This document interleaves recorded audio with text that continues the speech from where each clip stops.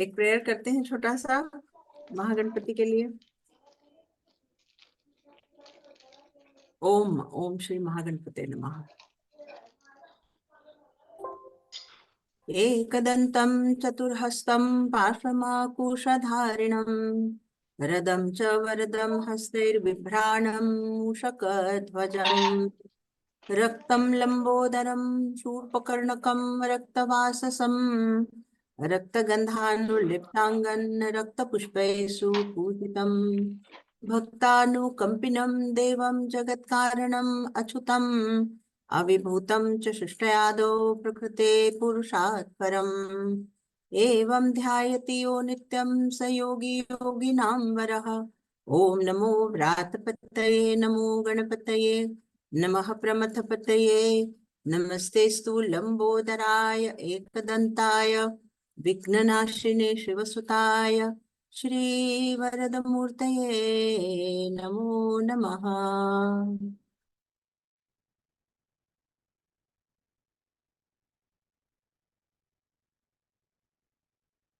So yet another beautiful day for talking about things that we always, are seeking in our classes. I encourage everybody, to make questions, especially when the classes are going on. Today is the last class out of the whole series of extra classes that we had from next Sunday, from the coming Sunday. We are beginning with the Dipalankar course, which means that every Sunday, all the participants will be meeting, and we'll take in between these three sessions also, but the focus would be on the course, which is the study of Upanishads, and I'm sure most of you have already registered. So today's topic for discussion is Svadharma, and it's a very interesting topic because, I'm experimenting with the concept for the past few weeks. I'm not deciding on the topic at all, which normally as a teacher we do. We decide on a topic, then we prepare some headers and some notes and whatever as the inspiration comes. But I'm experimenting with this something very strange, funny, and something very beautiful in the past few weeks, that I'm not deciding the topic unless it organically comes to me. And it happened last week also. The topic just came up. And this week also, somebody asked me a question just yesterday morning, day before yesterday morning, which was when I informed Krishna that we'll do a class on Svadharma. So Ma, can you please explain to me what is Svadharma? And that's how the topic came. So this experimenting is primarily to, I'm narrating it here because I want you to understand that, you're so much in sync with the universe. When you're so much in sync with the universe and with the intelligence of the universe actually dispenses the things at the right time, the messages, words, and decisions that you have to take. The dispensing happens very flawlessly. It is there in normal people also, but we don't pay attention. The dispensing is there. It comes naturally to everybody because the rita or the intelligence is constantly at work, and it shines upon our brain. However, when we are when our attention is on the ego personality, then we do not recognize or catch these words that are being dispensed, that are channeled. Yeah, so the Svadharma is something which is very beautiful, and in the due course, which means yesterday, there were 2-3 people who mentioned to me the word Svadharma, and I understood that this is something we need to talk about. So the word dharma first needs to be understood before we understand what is Svadharma. Yeah, dharma is something that holds and gives you support. Dha is dharna means to hold and to support, to hold and to support. And the word obviously has evolved over many centuries, especially here in our Vedic land. The word dharma is a very, very, very multifaceted word which encompasses many different areas of our existence. So when we say it supports and it holds, then we are talking about something that is a law, that is a way of life, which is virtuous, which is positive, which is pro evolution, and which is pro-harmony, peace, and well-being for all of us. Yeah. It is a trans-temporal word. Here in India, the word dharma is a trans-temporal word. That means it transcends timeline. It transcends timeline, and the word dharma here is a constant through all the through all the ages that are there, through years and years and years. The word dharma is not changing. It penetrates into different aspects of our living. The word dharma penetrates into different aspects of our living. There is a varnashram dharma, there is a yuga dharma, there is a sadharan dharma. Sadharan dharma is, your everyday life that encompasses the role that you're playing in the society. We have 4 different stages of living in a lifetime. India is such a beautiful country. It's such a marvelous country. Our Vedic Sanskriti is the older I'm getting, the more appreciative and the more in love I am of this Sanskriti, because it's so beautiful. It has classified the different stages of your living. We have the brahmacharya, we have the grahasthashram. These are also called ashrams. The 4 stages of your life are categorically put by the seers and so the dharma for all these 4 stages, the brahmacharya ashram is there, the grahasthashram is there, the vanaprastha ashram is there, and the sannyas ashram is there. When you're in a brahmacharya ashrama, you go to guru school or gurukul, or you go to your schooling stage or your student life, where the dharma of a student is completely different from that of a grahasth ashram person. You see this specification that if you are a student, then the parameters, the ethical norms, the moral principles, and the way of life for a student is completely different from that where a person is a grahastha. So as we are progressing more and more into modern living, and where the entire concept of dharma based on this ashram system, on the 4 stages of development of a human life, it's completely forgotten. For instance, students would like to do what grahasthas are doing, or a grahastha would like to do what a sannyas ashram is recommended. So the dharma, when you understand the word dharma and the dharma as applicable to yourself, which is what eventually we're going to talk about, swadharma. How do you understand your own dharma? It's an amalgamation of the different facets and the different aspect of the word dharma itself to understand swadharma. So we'll arrive at that in a while. Let us first understand this word dharma as such, applicable to all. So, the dharma applicable to these 4 stages of development. The word dharma applicable to your varna system. Varna system is more of a professional, practical way of living in the society.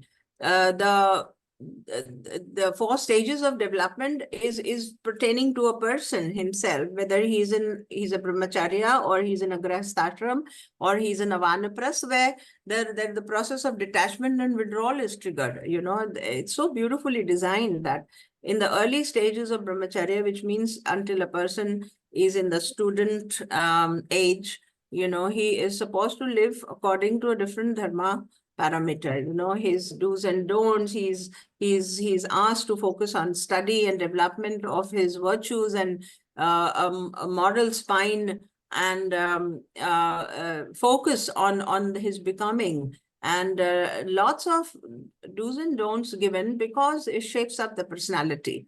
And then when a person comes into grahasthashram, his dharma is towards all that is his responsibility per se in the family. The relationship that he has with all the members of the family, the duties and the responsibilities he has towards them, towards the society at large, and towards himself. So it's the busiest of the ashrams, you can say, is the grahastha ashram, where he is not only fending for himself and his family, but also striking a beautiful balance between tying up his whole family members together and tying himself up with the whole society at large.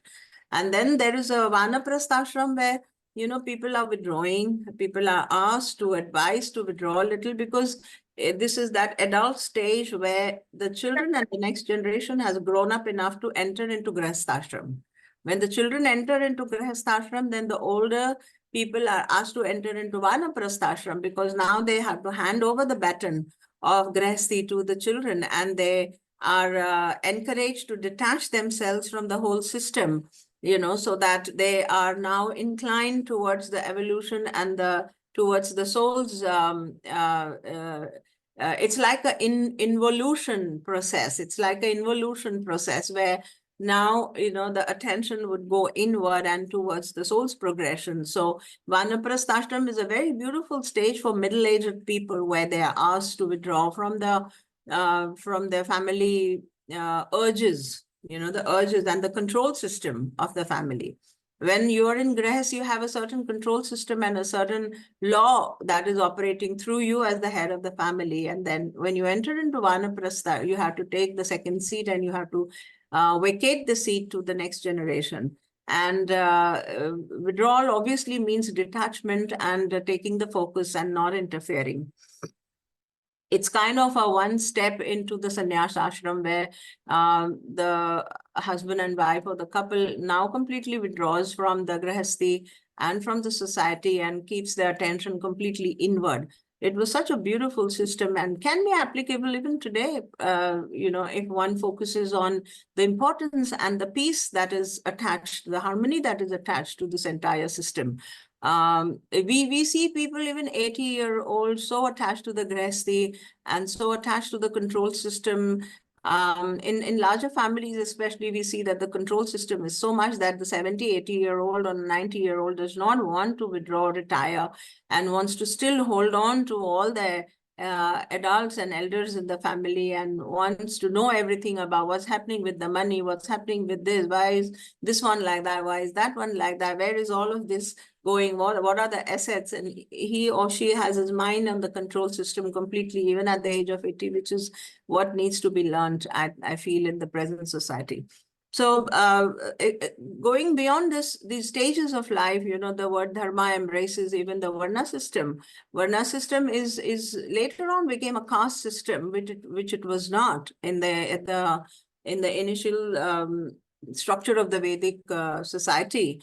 The varna system was based on the gunas of a person, and based on the inherent tendencies and the likings and capabilities of a person. For instance, the four varnas which were there, the Brahmins, the Kshatriyas, the Vaishyas, and the Shudras, the classification was according to the inclination of a person. So in a family, you could have one Brahmin and you could have one Kshatriya.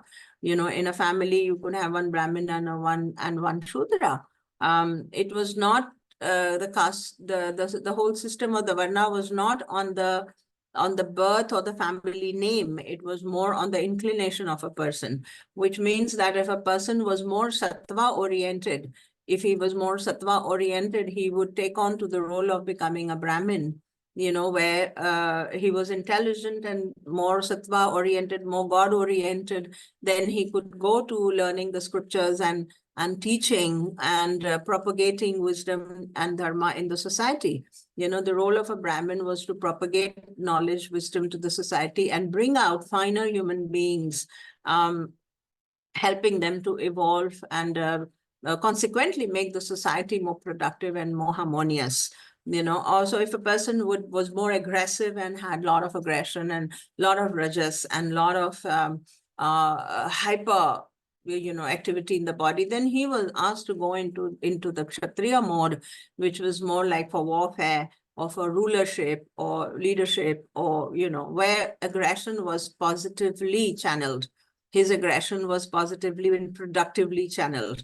And so Kshatriyas were mostly in the war, or they were in the army, or they were in prominent positions of law and order in the society, where the aggression was productively put into use. And if a person was very calculating, rajasic, and loved pleasure and loved family and loved food and loved making money, then he was asked to go into the Vaishya Dharma, where he would be a business person and would love to do what he loves, to earn money and to share grandeur everywhere, and to be a part of the whole rajasic activity of the society, And if a person was a simple person, a simpleton who just liked to serve everyone, he would go into the Shudra category. So the categorization was not according to the surname or the caste of the family. It was rather more on the inclination and the guna system. So the word dharma penetrated in this aspect also. Then there was a Sanatan Dharma. There is a Sanatan Dharma, and there is a Sadharan Dharma, that we say that law and order, that is ethical, moral law and order, that is applicable to the entire society,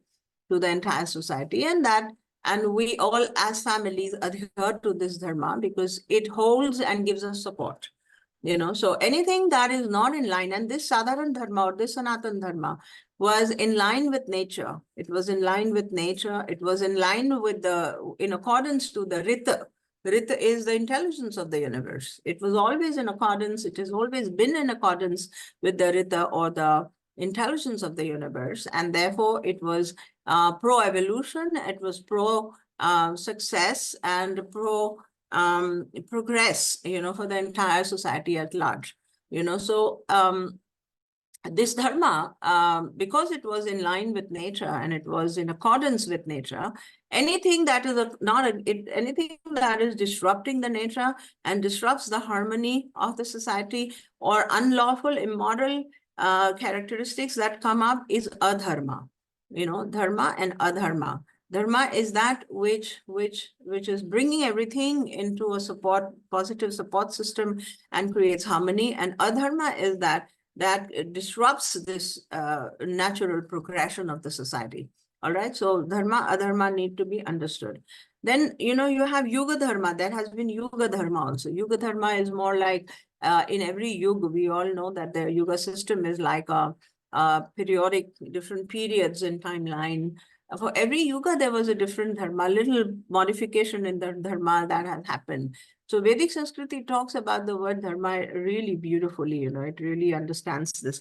Then swadharma, the next word that evolves, after your Sanatan Dharma and Sadharan Dharma, then Varnashram Dharma, swadharma. Now swadharma that's the topic for us today for discussion, and I would welcome questions here after I've just finished a little talk on it. Swadharma hence encompasses all of these dharmas, vis-a-vis you as a person, swadharma. Now, all of us understand soul's progression, and we are rebirthing again and again. There's transmigration, and we are rebirthing. We're coming into different lives. The body is changed, and the new body and new life, and so in every life there's a new agenda for the soul. The soul is having an urge, and the urge goes into blossoming. Basically, the soul's urge is to blossom as an individual on earth. The soul's urge is to blossom as an individual on earth and to bring you into your fullest potential. That's the urge of the soul, and it exercises will accordingly. However, not in one lifetime this happens. It happens, in several lifetimes.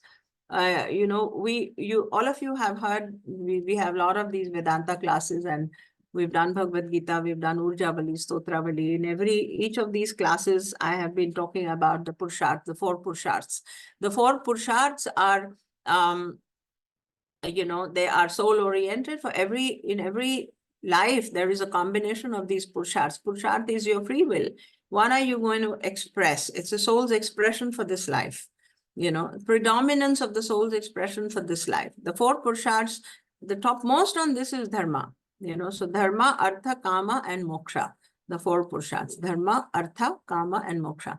In different lifetimes, the priority, the primary motivation, you can say, in your birth horoscope, it is always mentioned. What is the primary motivation for this birth? In your horoscope, especially the star or the nakshatra that you are born, that nakshatra gives you the primary motivation or the urge of the soul. It indicates the urge of the soul for this lifetime. Sometimes it is dharma, sometimes it is artha, sometimes it is kama, and sometimes it is moksha.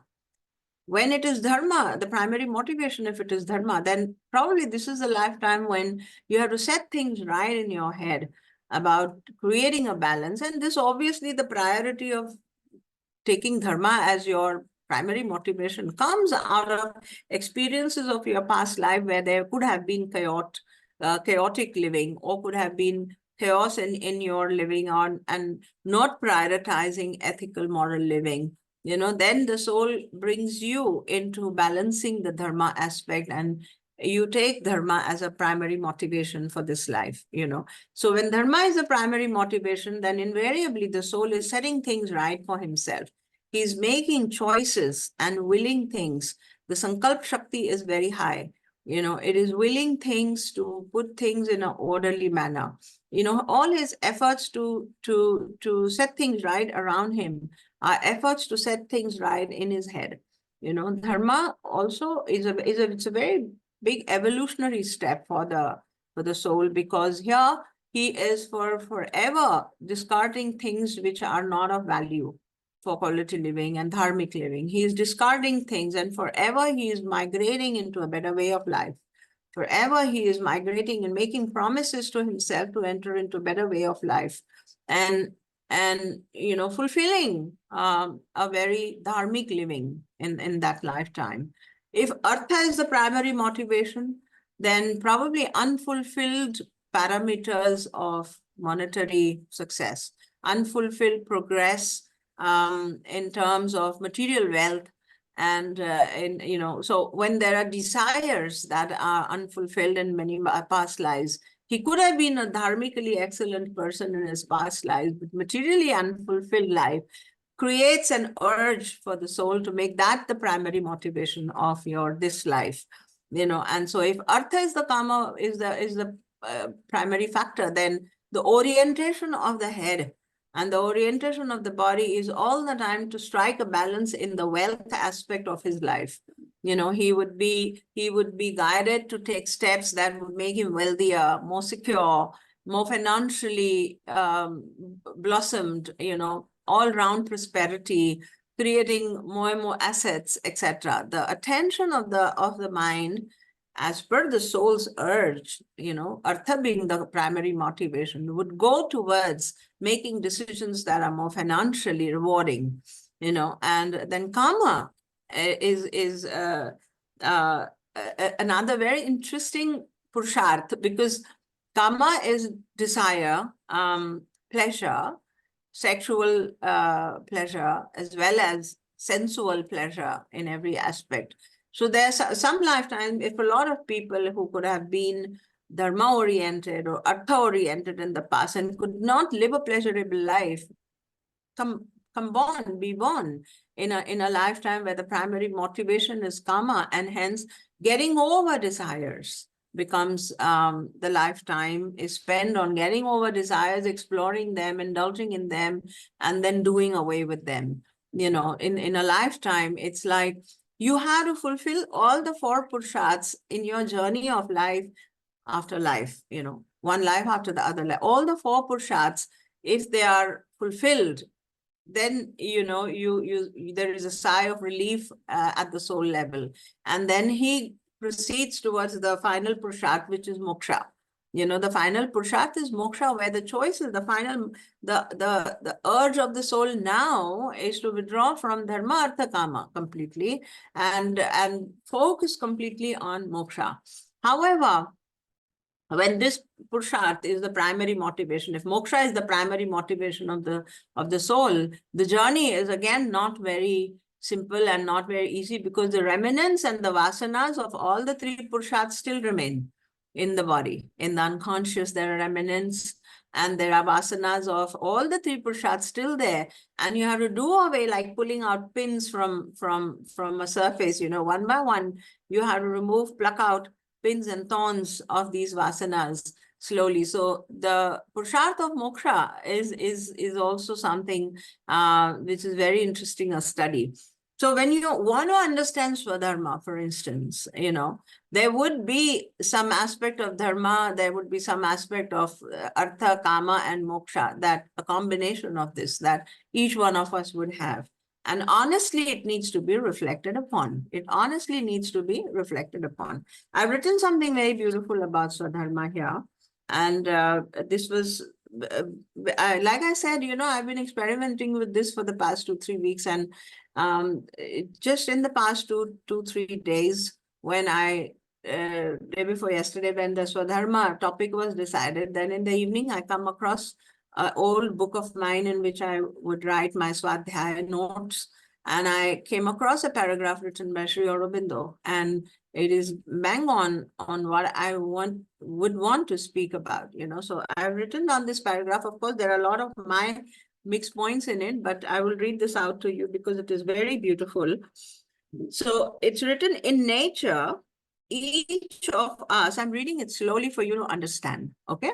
In nature, each of us has a principle, an urge, okay, and a will of our own becoming. That means when you're born, you have a principle, an urge, and a will. A principle, an urge, and a will. Principle comes out of the purusharth, an urge comes out of your vasanas, the pushings that are coming inside from inside, and the will comes out of the soul's need to bloom. All right, I'm reading the sentence again.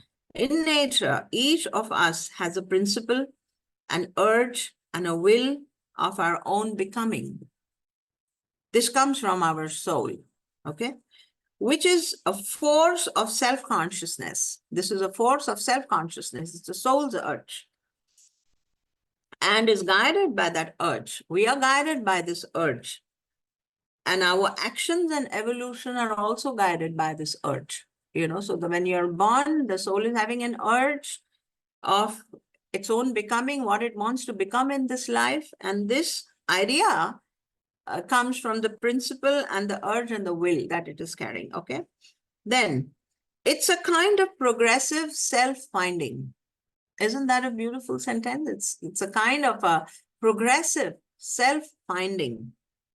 And in the process, there is a constant varying self-expression. Very, very pregnant, potent, and a very beautiful sentence. It's a kind of a progressive self-finding. And at different stages of your life, where you are now in your 40s, 50s, 60s, you found that at different stages in your life, you have progressively self-found yourself, right? You've progressively self-found yourself, discovered yourself. And there was a varying self-expression. Sometimes you did business. Sometimes you were a teacher somewhere. Sometimes at a period of time, you went so inward, you didn't want to do anything. Then you migrated, and then you started exploring something else. So there is this constant varying self-expression on this path of self-finding. Yeah, Madhurima, I'll answer these questions once I read this, okay? So it seems uncertain, but there is secretly an inevitable growth to fullness. What does this mean? It seems uncertain. For instance, I have tried doing business in my life. I taught in a designing school. I had a factory for some time. I did some other work. Then I took up a job somewhere. Until the time where I reached today, I have tried several things. It may seem uncertain and wavering. If you just look back, it may seem randomly, why did I take that job? Or why did I do that business? Or why did I waste my time? Why couldn't I be me what I'm today, 40 years back? It may seem uncertain, but it is not. There is secretly a process of becoming which is at work.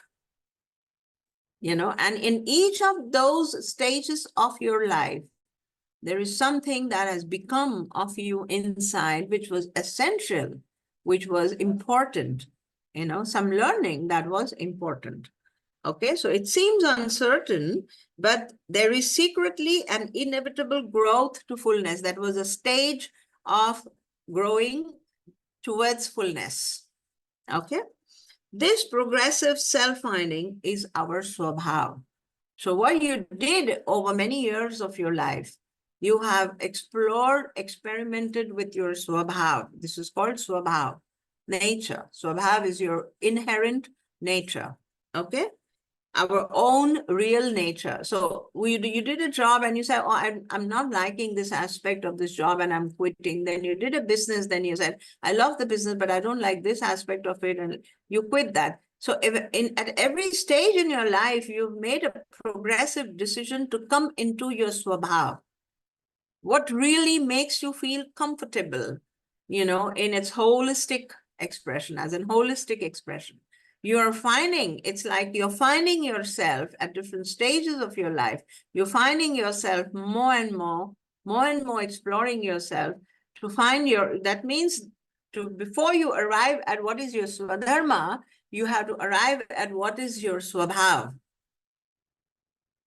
Correct? Before you understand what is your Svadharma, you have to arrive at a conclusion of what is my swabhav. Okay? So swabhav is the truth of our being. It's the truth of your being, which may be finding only a partial expression at any given stage of your life.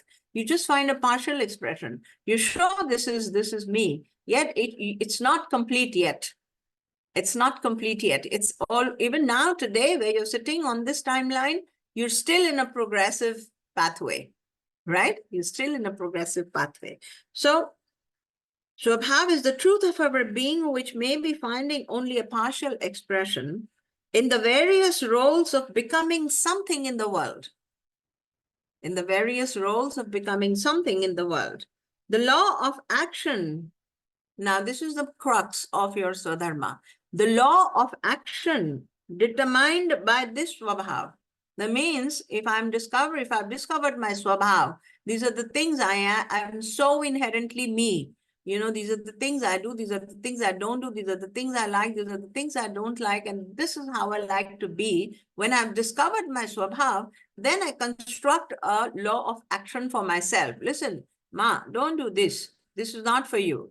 Don't enter into this field. This is not for you. The law of action governed by this swabhav, okay, determined by this swabhav, is our right law of self-shaping, is our right law of self-shaping. This law is our swadharma.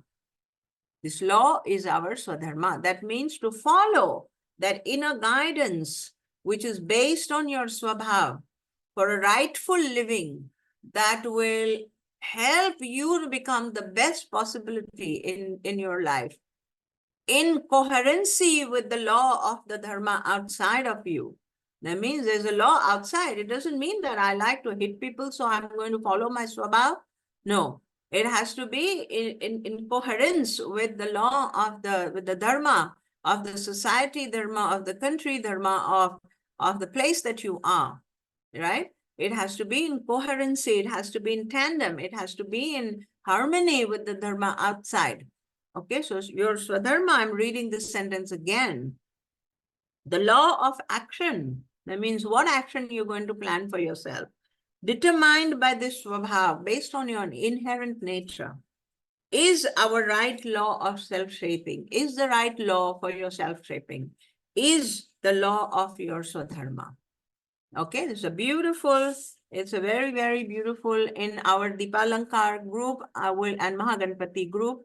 For any one of you who are attending today's session and you're not a part of our Mahaganpati group, this is a free group where mantra sadhana and some spiritual activity I try to, conduct at least once in a few days.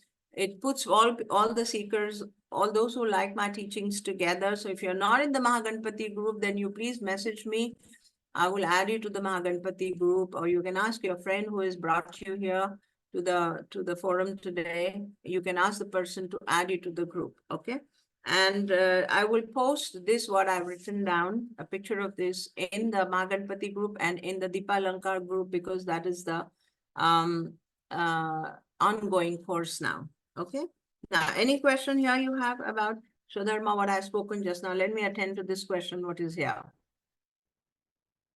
So Madhurima says, Guru Ma, how much does free will really exist if we are manifesting destiny from previous lifetimes and karma? Yes, that's a good question, Madhurima. So when I talk about, whenever you hear me talking about destiny and free will, you always hear me talking about the levels of awareness.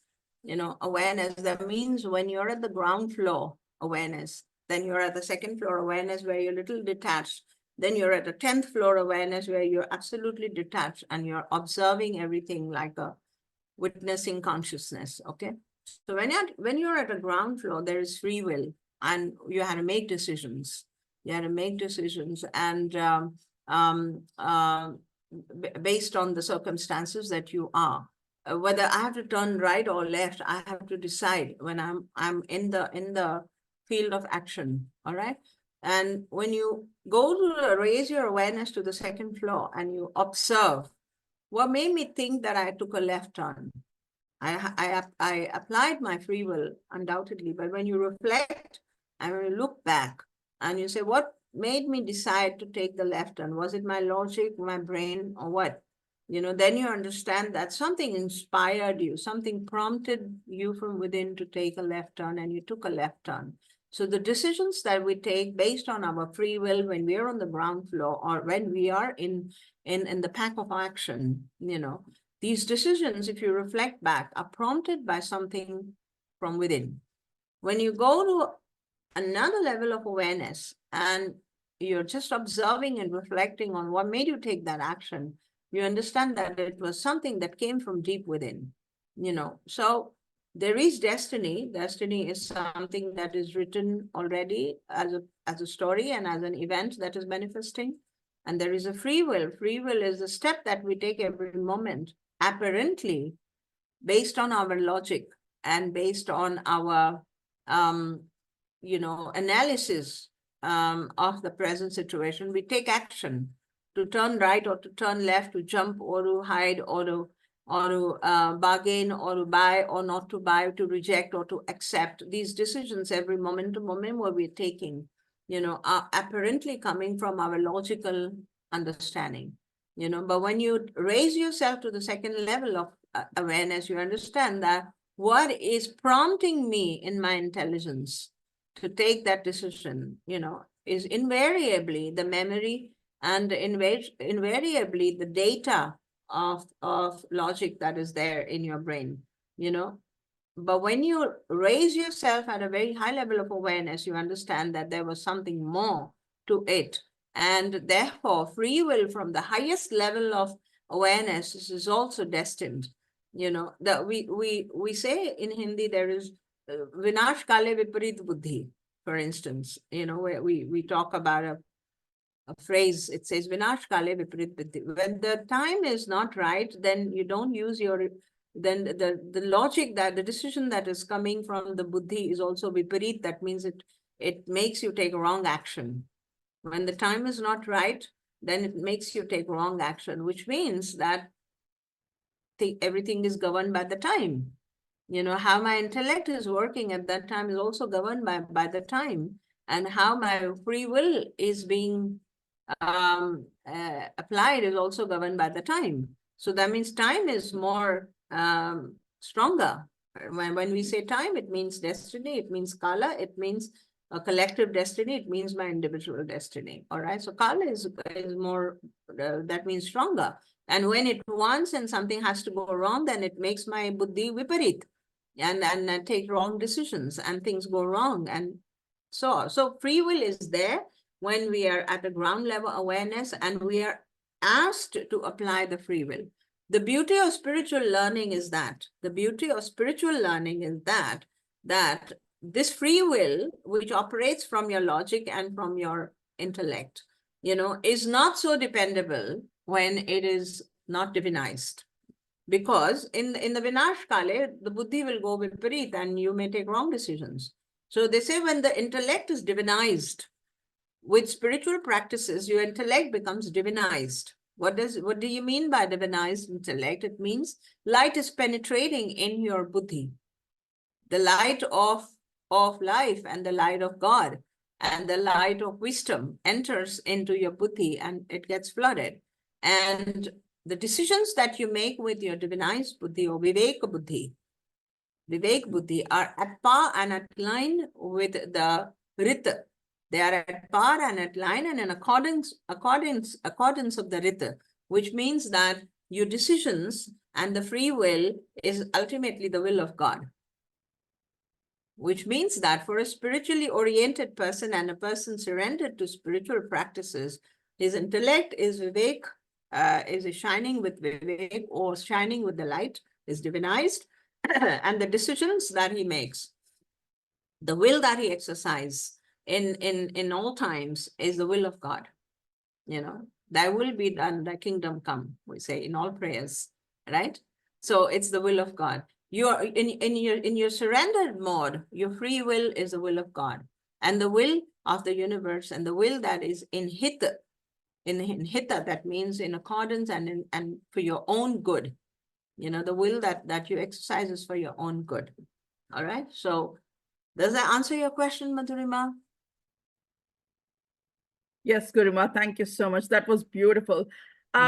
But when you explained about the swabhav of the Atma, does it also changes from life experiences from one life to another life? Or basically we are like, the Svadharma remains the same as the soul progresses from one lifetime to another lifetime? No, it changes. It changes because it wants all the flavor of the purusharthas.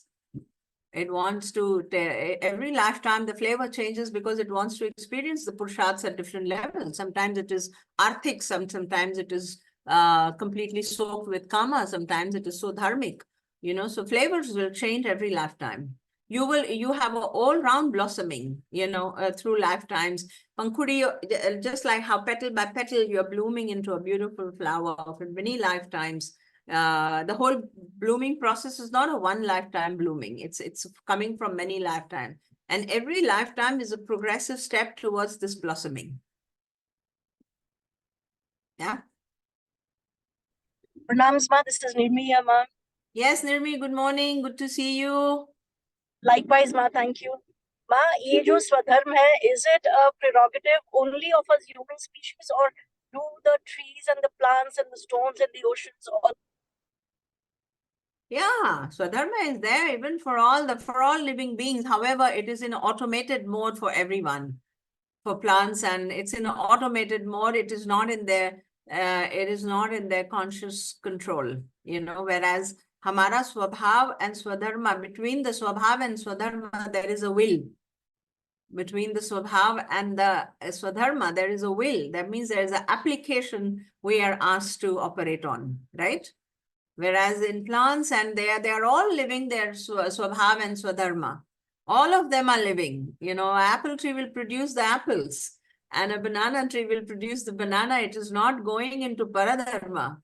Swadharme nidhanam shreya paradharma bhayava. One of the beautiful shlokas that you've done with me. Shreyan swadharma vigunaha paradharmat swanushtithat. Swadharme nidhanam shreya paradharma bhayavaha. The shloka, of course, has a much deeper meaning than just the bananas and apples.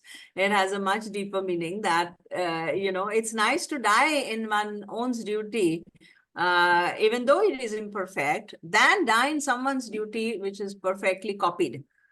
So that means don't try to take on to somebody else's swabhav and somebody else's duty just because it's more shining there. You look at a glossy someone and then you say that I want to become like her, not little realizing what is that person's swabhav and what is my swabhav. So in fact, disorientation is to such an extent for all of us who have grown up in a society with a very little understanding of swabhav. The disorientation is so much that we borrow, images of people. You want to be a little of this, a little of this. The story of the lotus that I normally narrate to all of you, even day before yesterday in the Dashamahavidya class, I repeated this story because I just love it. It's my own analogy of what I understand of life. The lotus bud coming out of, a pond, a mucky pond. There's a lotus bud, and the bud is looking everywhere in the garden. Now that it is born, it is looking everywhere in the garden, looking at the roses and astounding red color. She wants that red color. Then she looks at the jasmine and is intoxicated with her fragrance, and she wants this fragrance. Then she looks at all the lilies there, and she looks at all the different flowers there. She wants somebody's red, she wants somebody's ascent, she wants somebody's height and width and the colors and the intricacy of the flower, little realizing that it doesn't help to look here and there and wanting this color or that fragrance. The only freedom she has, inherent richness that she has, is that being of a lotus. So if she understands in her lifetime that she's meant to be a lotus, then she will stop asking for the red of the rose and the jasmine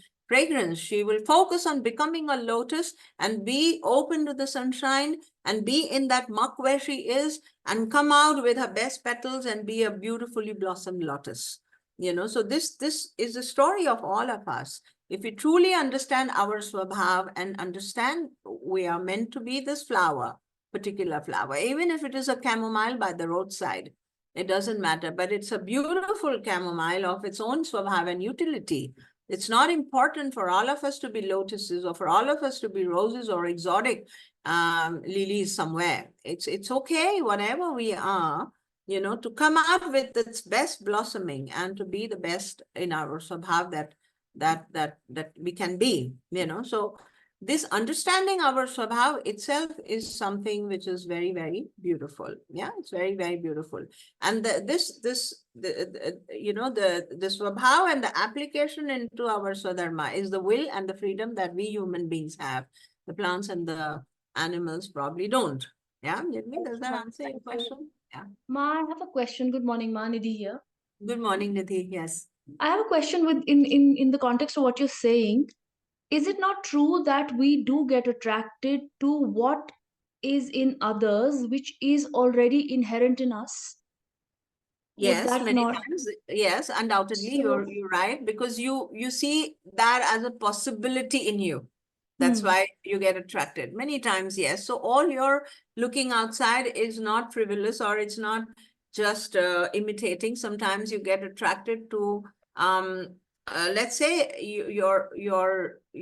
let's say your oratory skills are to the level of 6 in your own marking, and you look at someone who is at a level of 9, and you understand that this could be I could speak like this, I could speak better in this way. So here, being motivated and inspired by something that is good and akin to what you have is inspirational. It's good, but not being aware of what you have, that means not being aware of your swabhav and wanting to imitate something outside, is paradharma.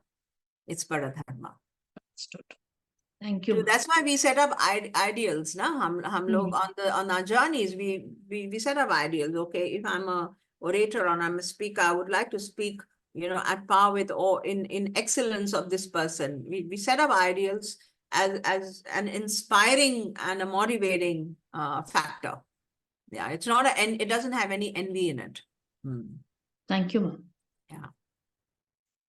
So does the swabhav of the Atma change with various lifetimes, or does it change with the soul lessons we choose with each birth? So the swabhav is of the personality. Swabhav is of the personality. The soul does not have a swabhav. The soul is a charging factor. It's an energy giving factor. Madhurima. So swabhav किसका होता है? स्वभाव being का होता है, causal body का होता है. And gunas, trigunatmak. Swabhav is trigunatmak. Soul is not trigunatmak, correct? Soul is only an energizing factor. So the sum total of gunas within your causal body or the Karan Sharir will determine your swabhav. And so the swabhav is changing every lifetime. Like I said, it could categorically go into artha as a primary motivation, then the swabhav would be different, So it plays with the soul will play with all the purusharthas in every lifetime, eventually taking the person into complete blossoming. Complete blossoming would mean, what would complete blossoming mean for a human being? I'm not a flower. We are not a flower. We are not, flowers. So what would complete blossoming be for a human being? For a human being, complete blossoming is emitting or emanating the essence of the soul and being the light in the world, becoming the light in the world, having understood the whole system of Maya, having pierced through the wheel of Maya, and becoming a floodlight of awareness, becoming so flooded with the light of awareness that you are observing and understanding everything as, as coming from within, as desires as coming from within, action oriented through the desire, and the consequences and the results of uncertainty with the implementing of the action gives you uncertain results. Sometimes they're this way or that way. So the whole process of observation and awareness, when this awareness comes into a complete blossoming, then you're an enlightened person. And this is where your soul is wanting to take you, into complete blossoming and understanding the play of Maya in the world. Okay. Yeah. A follow-up question, Ma. So basically, so with the Svadharma, what you're saying, with trying to blossom into like a full blossom into flower.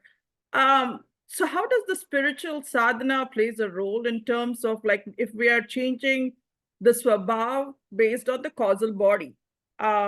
So, this lifetime, a person is more spiritually inclined, because of that's the swabhav, the causal body, or maybe. But, if they change from that artha to, or basically from dharma to more kama personality, how does this really comes into play? And, where does the spiritual... The spiritual practices remove what is not true.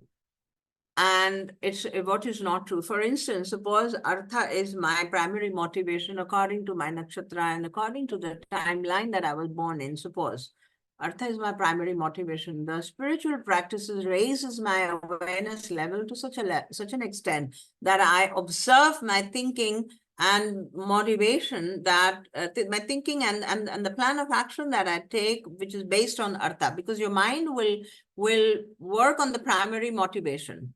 That's how nature has produced you in this timeline. When you're born with primary motivation of dharma, artha, kama, or moksha, your mind functions in that manner. Your swabhav naturally has an inclination towards that aspect.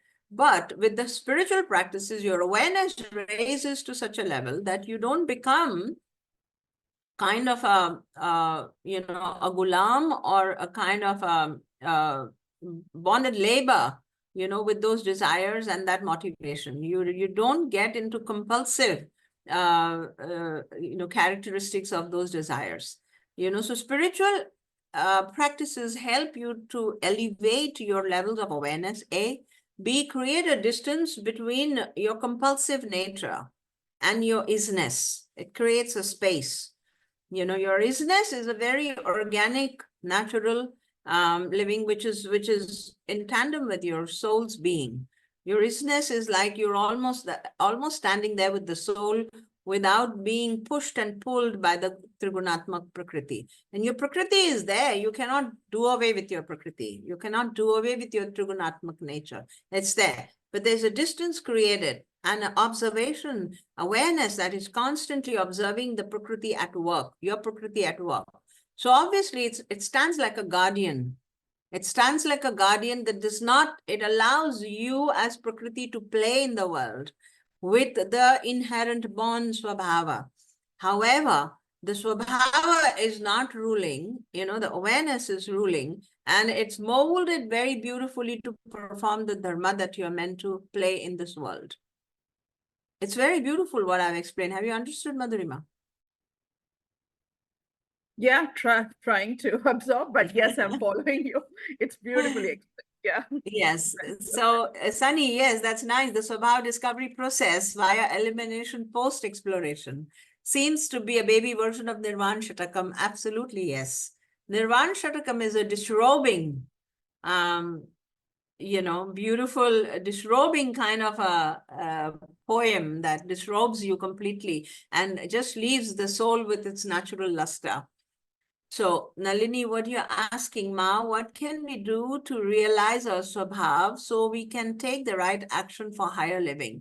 The spiritual practices, Nalini, will shed off the borrowed swabhav.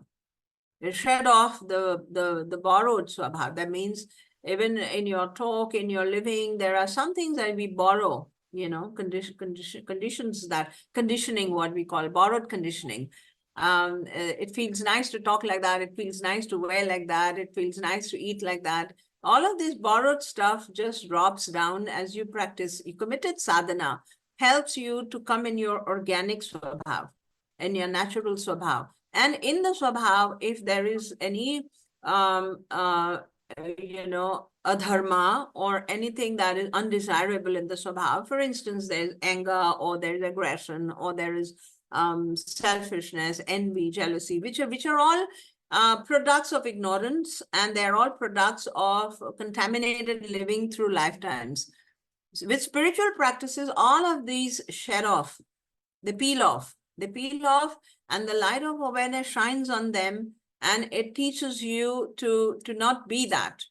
It teaches you not to be that. It is amazing to observe your own progression, and it doesn't take many years. It doesn't take many years. In a matter of 1 or 2 years, you realize, if you're pursuing your sadhana, especially if you have a dedicated mentor, someone that you really closely follow or take advice from spiritually, if your practices are perfectly designed, then in a matter of a year or 2 years, you understand how the false you has been ripped off, and what you are breathing beautifully in the organic nature. You find yourself breathing beautifully. You're existing beautifully in nature, and there is no stress on your being. That helps you, this swabhav of yours, the natural swabhav of yours, helps you to perform your dharma effortlessly and efficiently. Yeah. Thank you, Ma. Practice, yes, spiritual practices is the key to it. Thank you, Ma. So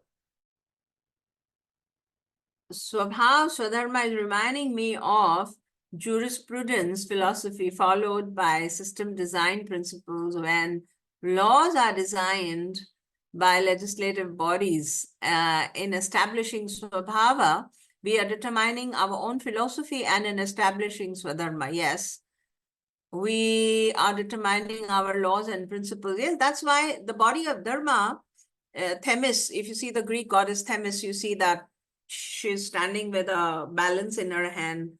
Patti aankh pe bandi hui hai. Even in India, the Dharma, goddess Dharma or god of Dharma, is always depicted with a balance in the hand. Tarazu pakda hota hai. And it's all the time balancing. Dharma will all the time be balancing.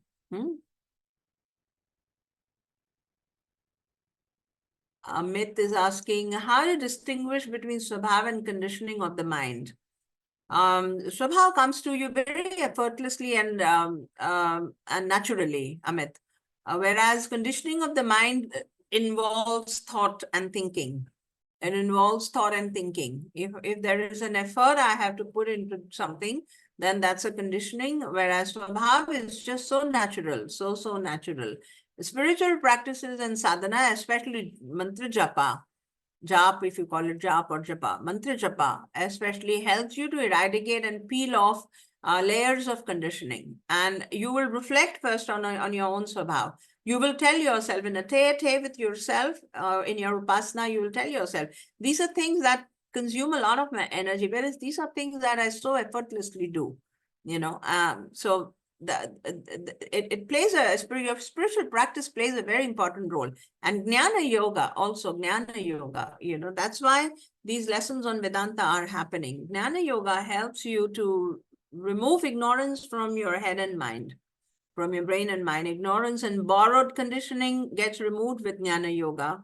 Bhakti yoga helps to mellow down and to thaw your ego, and to make it perforated for light to penetrate into your ego system.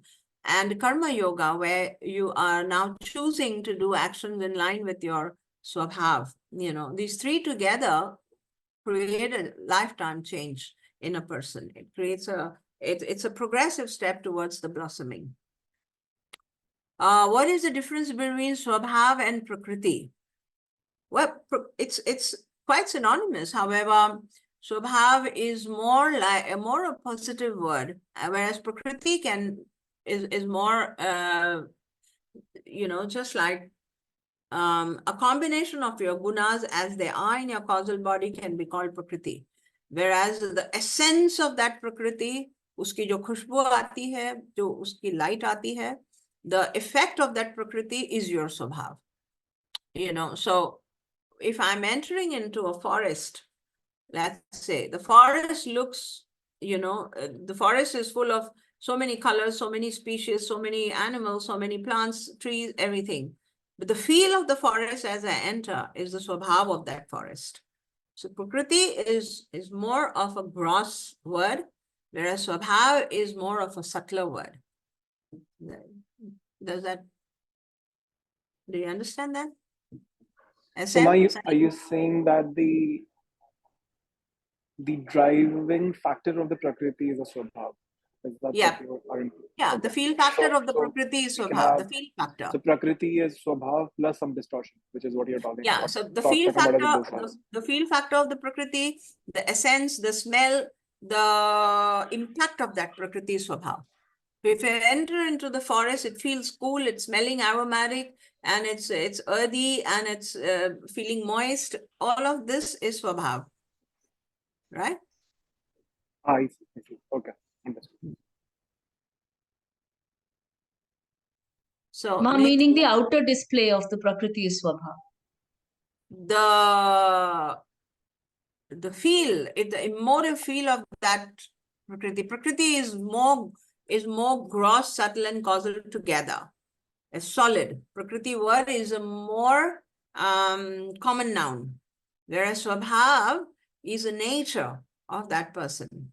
It's a nature of that person. So if you take an individual, the prakriti would encompass how he looks, how he thinks, how he his size, and everything would completely be the gamut of all that he is prakriti. Whereas how he thinks and operates is swabhav. It's subtler. In scientific words, spiritual scientific words, the gross, subtle, and causal together is prakriti. Whereas just the subtle aspect of the person is his swabhav. Natural subtle aspect. I'm not saying borrowed subtle aspect. Yeah. Okay, Netri. And hence soul takes birth under specific alignment, which also supports your dharma. Then Ma, what could be causing a deviation? Yes, the deviation comes out of, like I said, I'm reading this small something again. It seems uncertain, let's say the deviation, what you're saying, but there is secretly an inevitable growth to fullness. That means this, what seems to be a deviation, is also chosen by the soul to teach you something. It's like I take a wrong turn and I come to a dead end, then I turn back and I say, I shouldn't hastily take a decision next time. So things that apparently go wrong are right from the soul's point of view to teach us something. To teach us something and to erase, the compulsiveness or the urge.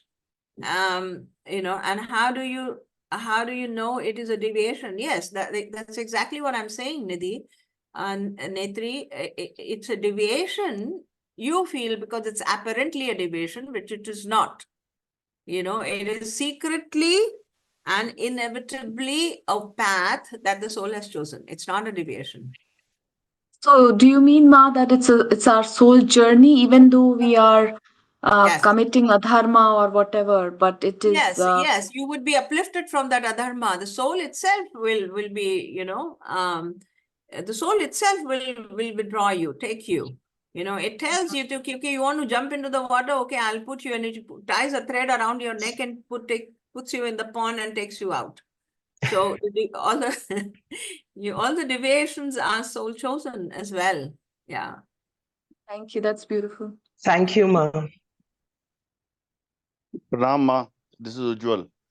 Pranam, Ujjwal ji, how are you? Yeah, I'm good. I'm just listening to you and just getting one question out of it.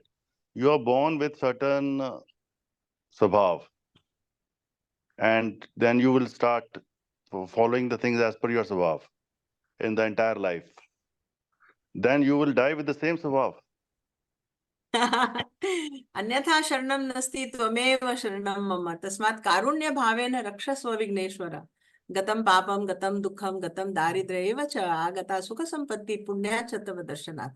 हमारे सारे prayers जो होते हैं ईश्वर के चरणों में यही होते हैं कि इस स्वभाव से मुझे जो दुख मिलते हैं, यदि सपोज विथ योर स्वभाव you're encountering any kind of fears or pain, then you put yourself at the feet of the Lord and say that uplift me from this pain and make modifications in my swabhav as per, your grace, and uplift me. If there is an urge to uplift yourself, then, you have to go Sharnagat.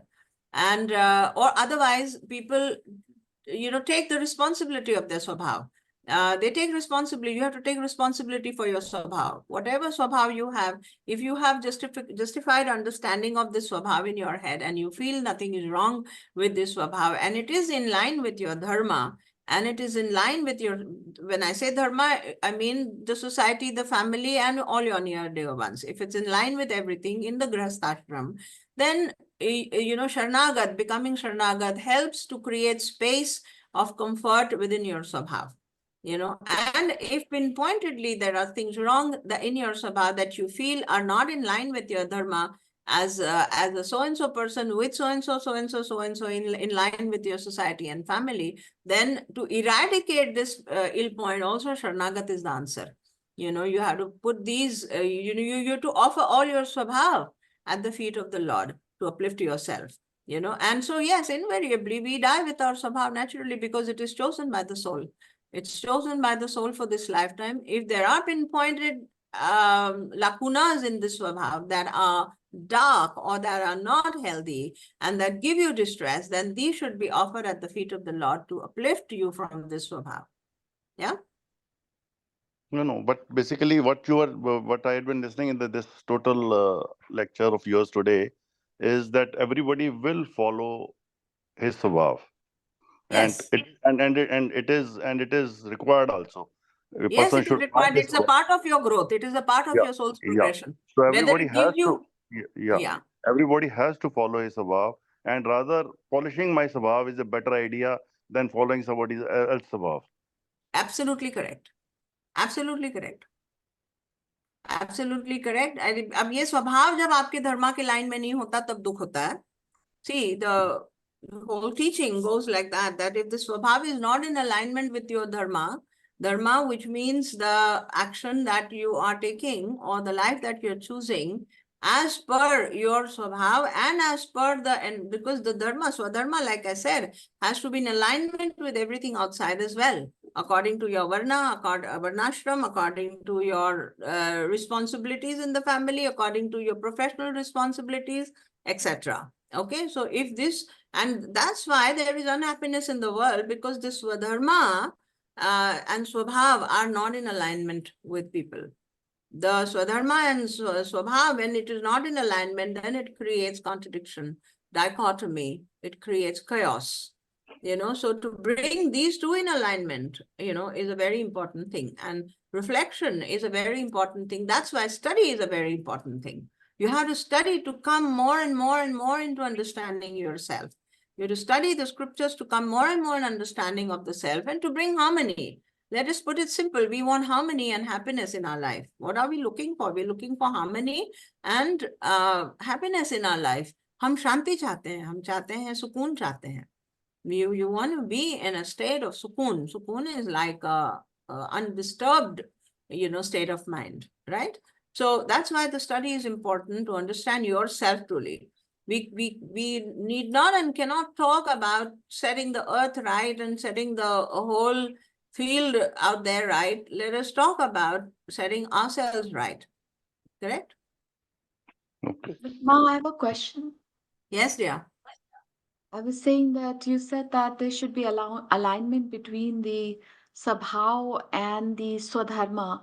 Yes. But most people, even the spiritual people who are on the path, they have a hard time, being in sync because, most people are running in the rat race and trying to sustain and survive, and they have to, be an, do things, or be in the world so much that they are not able to balance that.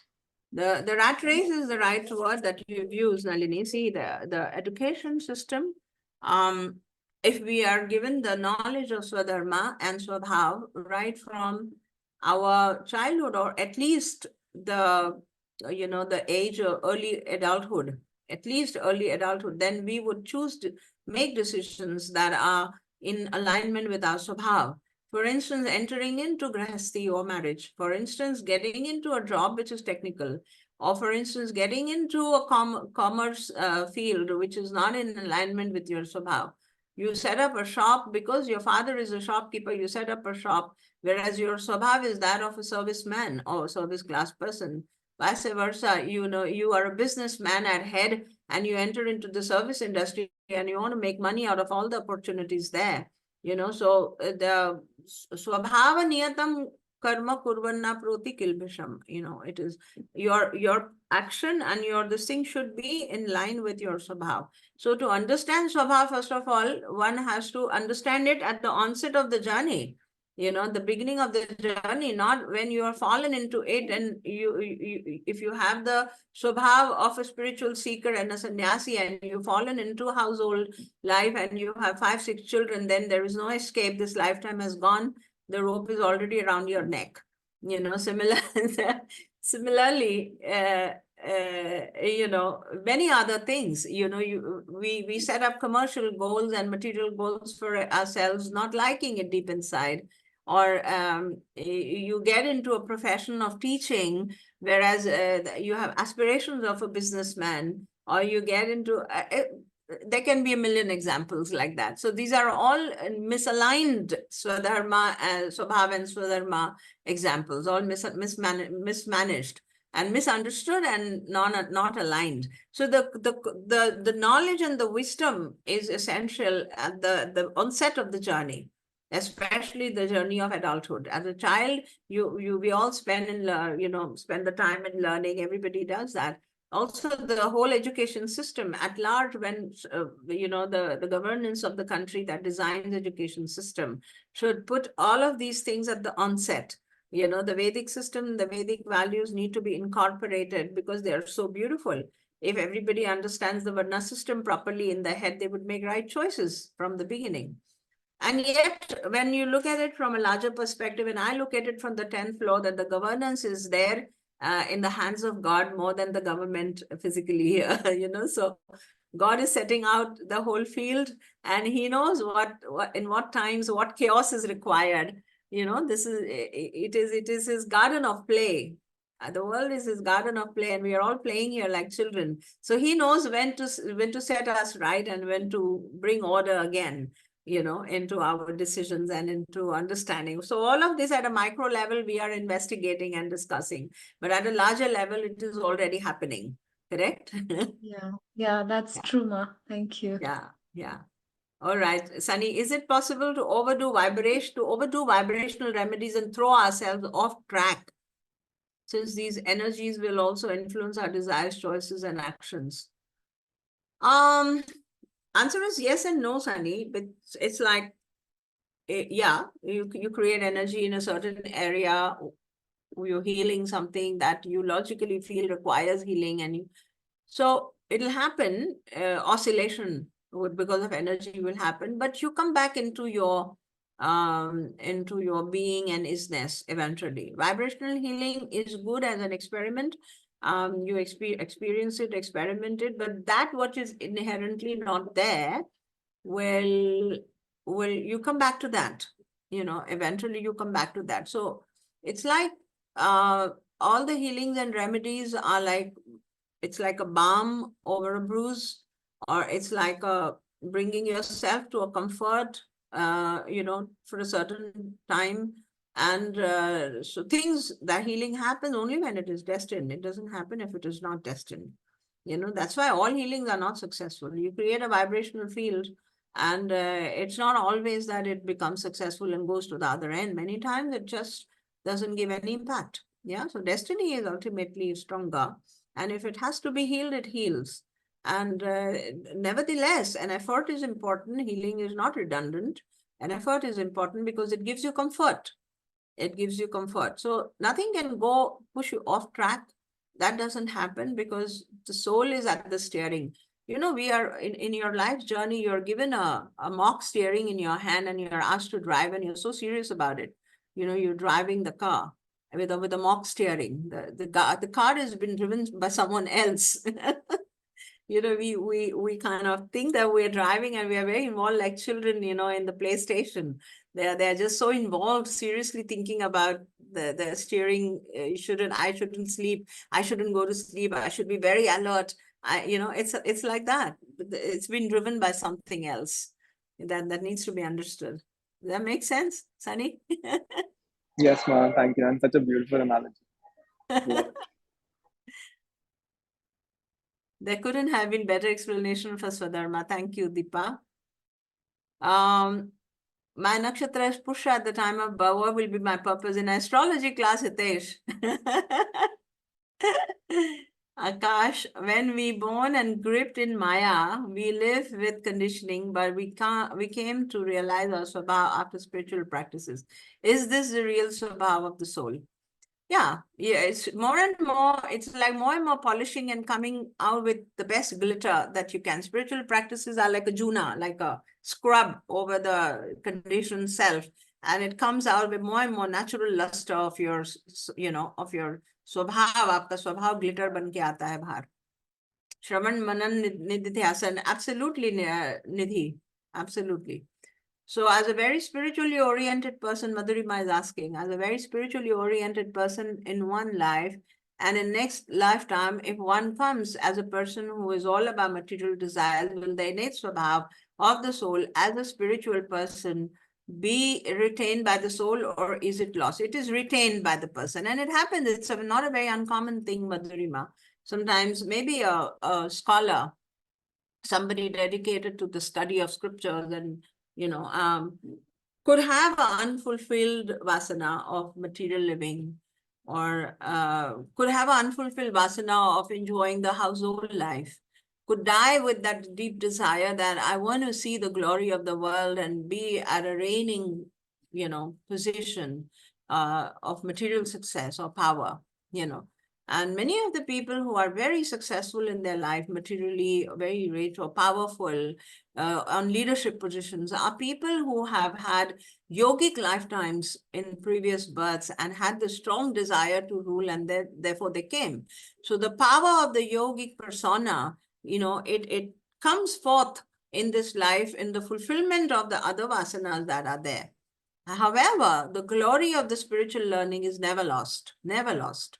It stays, and people learn lessons of other fulfillment of vasanas in the world, and then deep, thick, inherent desires. On their deathbed, they've had it. You know, they enjoy that seeking that they had, and on the deathbed they realize, and they want to go back into the comfort of their yogic living. You know, so they go back. So soul's journey is not just this. Our focus remains like a horse, you know, on this lifetime, and we are all the time thinking about why I'm like this, why I'm like that. But the journey is like so wide, and one lifetime is just like a one blink of an eye for the soul. So many lifetimes are there, and we give importance and we understand only vis-a-vis this present lifetime, which it is not, you know. So it goes back. The spiritual glory is never lost, Madhurima, never. Thank you, Ma. How do we understand depression and problems of the mind through the lens of swabhav? A deep contradiction, and you know, depression. The word depression, what does it mean literally? There is a cavity. Yeah, a downward cavity is depression. English meaning of depression is like something that goes down, stoops down as a cavity. That means there's a gap. That means there's an unseen, unknown kind of a factor in that gap. Often it is resistance, often it is a karmic factor, also karma factor for experiencing dukkha. In depression, people are dukkhi. So dukkha is accumulated for several lifetimes. Sometimes what happens, you have a basket full of, let's say, sorrow, pain or sorrow or dukkha, a basket full of it. And a small something in this lifetime, a small something can trigger this dukkha. And you want to experience, the soul chooses to experience this whole basket of dukkha. The reason for that small, the reason was that small something became a trigger. But the experience is that of the whole basket of dukkha. So depression is that point on the soul's journey when some point, sometimes known, sometimes unknown point becomes a trigger point to experience a whole basket of dukkha or unhappiness or sorrow, you know. And this depression is like a gap that comes in the mind, you know, of unseen, unknown factors. Yeah. So your question was that how do we understand depression and problems of the mind through the lenses of swabhav? So the swabhav obviously comes to a standstill. The gap itself is a standstill in the timeline. It's a standstill. There's no progression happening. You know, silently, of course, nature always progresses. Silently, there is evolution happening. But in the timeline, that time consumed by that depression is like a halt. It's like the engine is not moving, you know. So the swabhav will be there. The swabhav is there. Much of it is emanated by the person. There are many good factors about this person who's in depression. There are many natural abilities that this person in depression is having. Yet, the forte of that person's life becomes this depression. The forefront, what is driving this person's life is this depression. This happens and it's soul chosen on the destiny line. Yeah. So, Ma, in this particular case that I'm asking specifically about, there is this lady that who got in touch with me. Her older sister also has signs of it. Their mother is bipolar, and the bipolar for the mother was detected extremely late. So, I mean, at a time when she would have started to show signs of bipolar, she would have been, well, in the early 80s. So that early, they didn't even think about it like that. So family life, family life. It's only now people are opening up to it. So is Yeah. it also that that person would have been born into that family to get triggered? Yeah, of course, soul chosen. Soul chosen reasons. You have to have reasons. When the soul chooses a path, it takes reasons, genetic reasons, family reasons, you know. Any kind of a deformity, any kind of a manasic deformity, you choose that family to inherit those genes and inherit those you know, sicknesses. Yeah, absolutely. And what can be the way out for such people then, Ma? Spiritual practices, मैं तो teacher ही spiritual practices को हूँ, मेरे को तो एक ही दवाई मालूम है. You know, I know only one medicine. Yeah, you battle with 10 other tools and nothing works, I'm telling you, Nidhi. Yes, Ma. You know, yeah, spiritual practices, give her a small, simple mantra, let it I've do. told her Hanuman Chalisa, one particular slok of that, and just to keep reciting that for now. Because Wonderful. anything that I was saying and telling her was not working. Yeah, but that's wonderful, Nidhi, and it's a पुण्य का काम होता है. किसी को शरणागत ले जाना बहुत पुण्य का काम होता है. Ma, if we are mock driver, what we can do to align Svadharma and Swabhav? Yes, you can, you know, it's like understand that it's been driven and come at ease, come with the easiness of life, come with your deep understanding of your nature and play the right music en route. You know, play the right music en route so that the journey becomes very, very palatable and becomes very enjoyable. है ना? हमेशा समझ के चलना कि I've been driven. However, the choices that I have while I'm sitting in the car is to make my seat very comfortable, make the ambience very nice, make the car smell very good, and I ensure that I'm in a state of ease and bliss. That's the journey of life. You have to ensure that you're in a state of ease and bliss. Of course, adhering to all the rules of the game. You know, to be at ease and bliss, a murderer or a person abuser would say that I want to be in ease and bliss and I like to do this pranks on people. That's not allowed because we are here under a law, a dharma and a law of a society. You know, you cannot do things that pranks on others. Yeah. So adhering and respecting all the laws of nature outside. If you're in a game room and you're driving a game car, you have to adhere with the rules of the PlayStation there, and yet make your journey very comfortable and very enjoyable. Yeah. All right, that's beautiful. That's very nice. So we do a small meditation. That was a very nice discussion. Thank you for all your questions. Love you so much. We do a small little meditation and with a deep prayer that we come in perfect alignment, understanding our true self, and we're able to take into action, our Svadharma as per our swabhav. Yeah. And let the swabhav be filled up with the light. And let the swabhav come into absolute tandem and absolute in absolute hand-in-hand position with the intelligence and with the rita of nature and God. Let's do a small meditation. Eyes closed, body completely relaxed, feet on the ground if you're sitting in a chair. Deep inhalation, relaxed exhalation.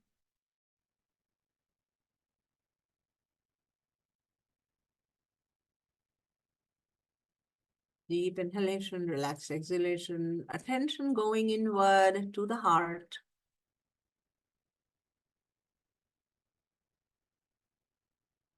If you stop your breath for a moment after exhalation, you're able to identify the space in your heart where you want to go with your awareness. Look at your awareness traveling like a small, tiny person through the corridors of your heart, through the dark corridors of your heart, and entering into this beautiful lighted space in your heart, like a ground, a beautiful round space full of light. Look at you standing outside this lighted space. And look at you now walking into the lighted space towards the center. Look at yourself standing in the center of this beautiful lighted space. Sit down there like a yogi. Look at yourself sitting down there like a yogi, like a Shiva. Countenance beautiful, smiling, glowing, in deep surrender, in certitude, in faith. This beautiful lighted space is nourishing you. Your presence is being nourished by the light. Deep into your heart, you're sitting there like your awareness is sitting there like a yogi. A nice thick pillar of white light is falling on your head from above. Visualize that you're standing or sitting right under this pillar of white light, a shower of white light. And the light is falling on you, going inside of you and also outside of you, surrounding you with a beautiful glowing aura. As you breathe in, as you breathe out, be in this vision that you're being showered with white light and you're sitting in this beautiful lighted ground. Every cell of your body is breathing this light and you're being nourished and taken care of. All the cells are profusely absorbing this light. And your countenance, your face is smiling, beautiful, glowing. Be with this vision as you breathe in, as you breathe out. For a few moments.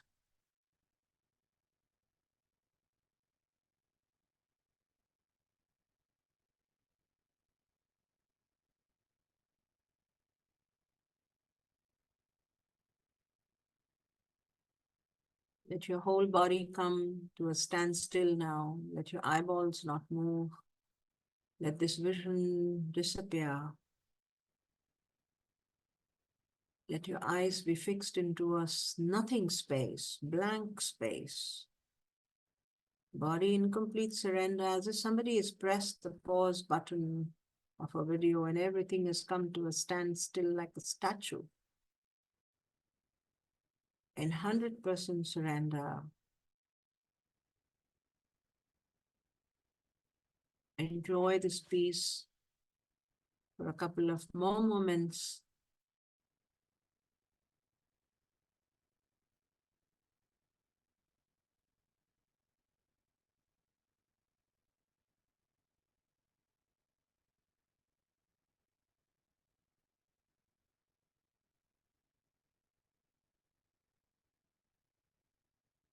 Oh.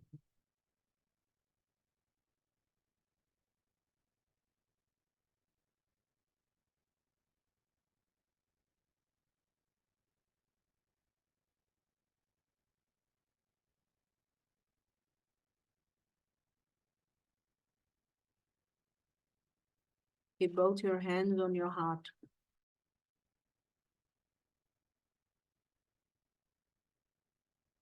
In deep gratitude for this wisdom, for the shower of knowingness, for understanding more deeply about yourself and about the world outside. Deep gratitude to all our teachers, masters, mentors, to your soul for bringing you to this timeline where wisdom is unfolding petal by petal. And you're taking steps towards self-realization and coming into complete acceptance and understanding of yourself.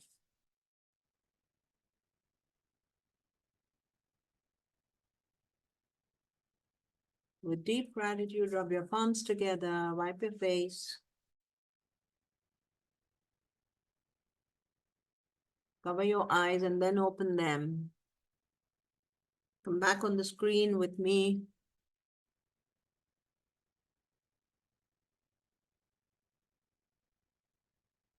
Well, we can't spend more time in a class on meditation, but the initiation itself is so powerful and so beautiful that it takes you into inner serenity and inner calm. And one could choose to follow the steps. You know, later on you can follow these steps to enter into the space of your Hriday and heart and sit down there for as long as you want.